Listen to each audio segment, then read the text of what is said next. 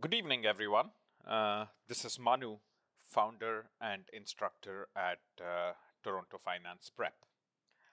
I'm going to use the next 15 minutes or so discussing a topic that everyone seems to be talking about today. And you might have guessed it, it is tariffs. All right. So, a lot of people have strong opinions about it.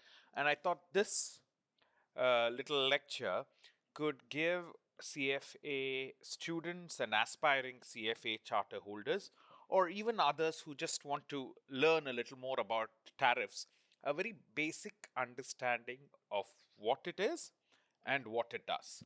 Um, the intention of this lecture is not to take a political stance, but just to educate everyone on the basics of tariffs from an economics perspective. All right. So I just did a quick Google search on tariffs, and I found a bunch of cartoons. And the fact that I could so easily find these cartoons shows that it is something that everyone is talking about. All right. So I found three of them which took a critical stance of tariffs, and I found one which takes a more skeptical view towards globalization and trade. All right. So let's get into what tariffs are. But before that, I'll have to spend a little time on a couple of basic economic concepts. So let me spend about a minute or so talking about demand and supply functions. Okay, so don't let the graphs worry you. I'm going to explain what exactly happens here. So in general, there is a rule that when the price of something increases, okay, the demand for that will reduce. Okay, this is a general rule that holds good for most of the things that we see around us. Of course, there is a special category called Veblen goods, which for which the price is gives people a sense of prestige. Things like Ferraris or anything very very expensive, or maybe a highly priced condo. There are those exceptional things. When the price goes down, the demand for it also goes down. But otherwise, regular stuff like automobiles or bicycles or anything else, as price increases, the demand reduces. And as price decreases, the demand increases. And that is for a very, very simple reason.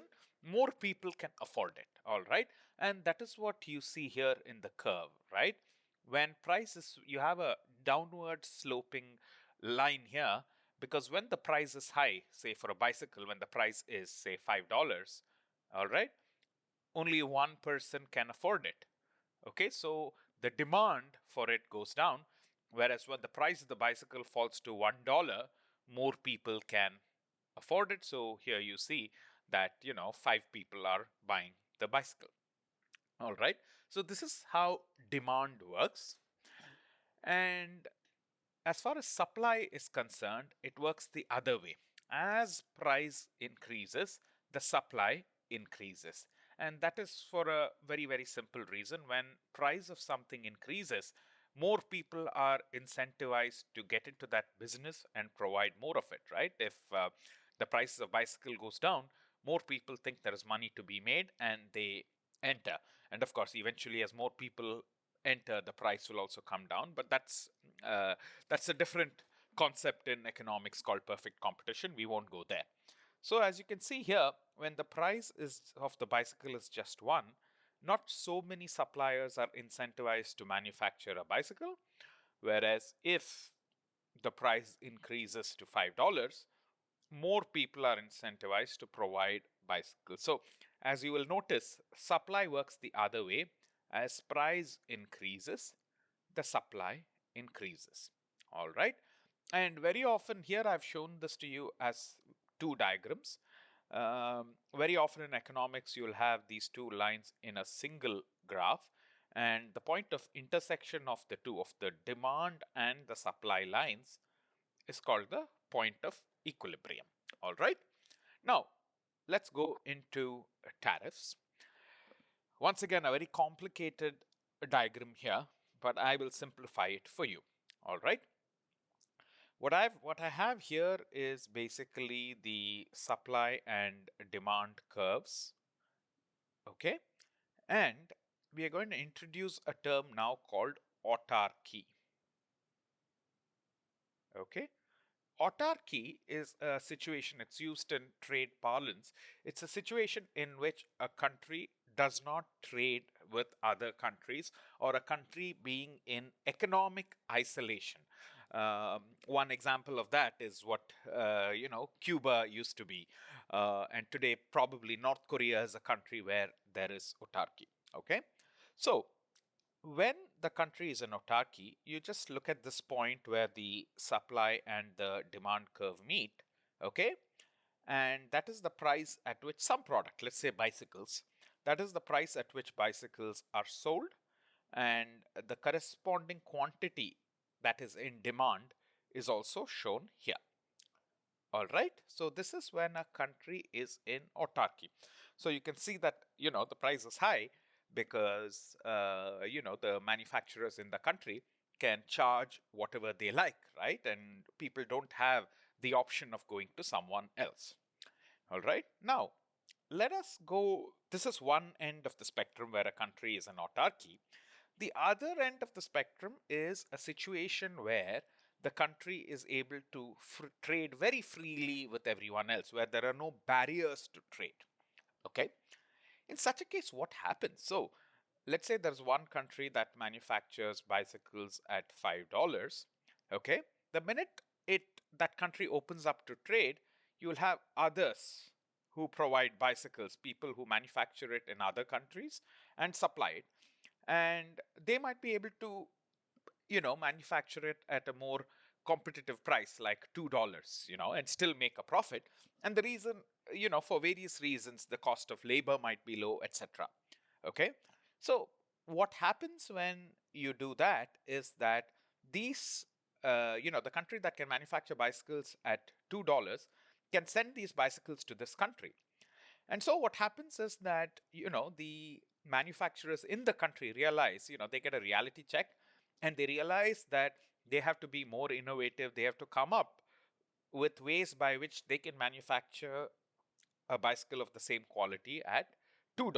Okay. So that's what happens. So basically, if the bicycle is being manufactured and sold at $2, there'll be fewer people in the country who are interested in being in this business. So as you can see at $2, right, this is the price when there is trade.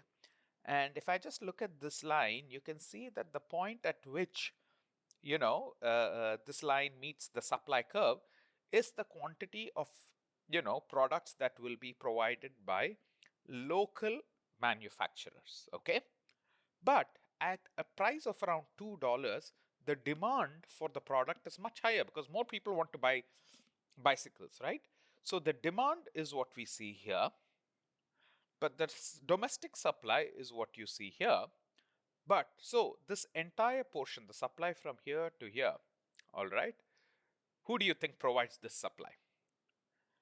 This is basically provided by the companies that are based overseas. All right, so you can see that a small portion of the demand is catered to by the local players, and a large part of it is catered to uh, by the companies overseas.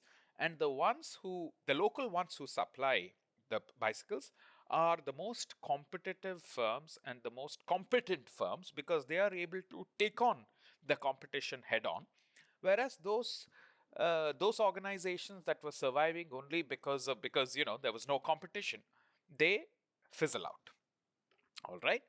Now, now we'll come to a situation that is in between autarky and free trade, and that is a situation where the government puts a tariff. So, what is a tariff? A tariff is nothing but a situation where uh, a company is able to manufacture and sell bicycles at $2.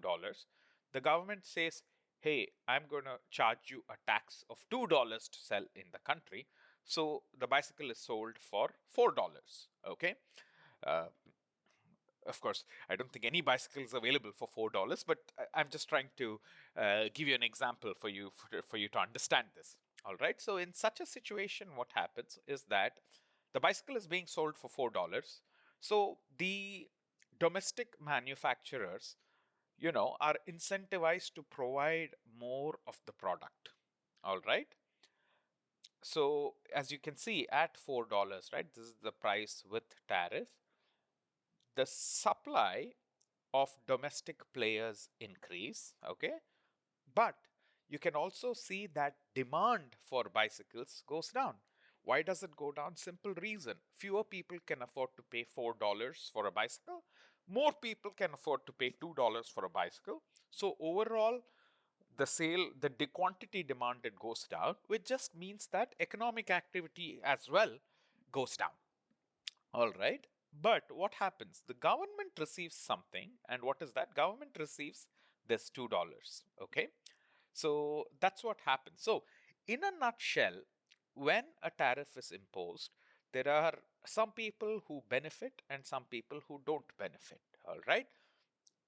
The ones who benefit, number one, the government benefits. Government benefits for two reasons. One is that it collects tariff revenue, right? Because this $2 tariff goes to the government, and also the government has it can reap electoral benefits because all these domestic manufacturers would be pleased with the government. And when you say domestic manufacturers, those who run these companies, those who work for these companies, all of them will be pleased because, they can sell more, their jobs are more secure and all of that. So the government benefits, the domestic suppliers benefit. Okay. But who does not benefit from this, from the tariff? One, I think you would have guessed that basically the foreign firms do not benefit because they are less competitive now. Although they are able to manufacture at $2, they don't have a choice. They have to sell it at $4 and pass on the cost to the customers. So their products become less competitive. And most importantly, by and large, the citizens of the country that impose the tariff, they are also losers in the process. Because as you can see here, because of the tariff, fewer people in the country are able to afford bicycles because if it was $2 they would have been able to afford it, but the minute it becomes four, some people say, hey, I don't need a bicycle, I will walk to work. All right.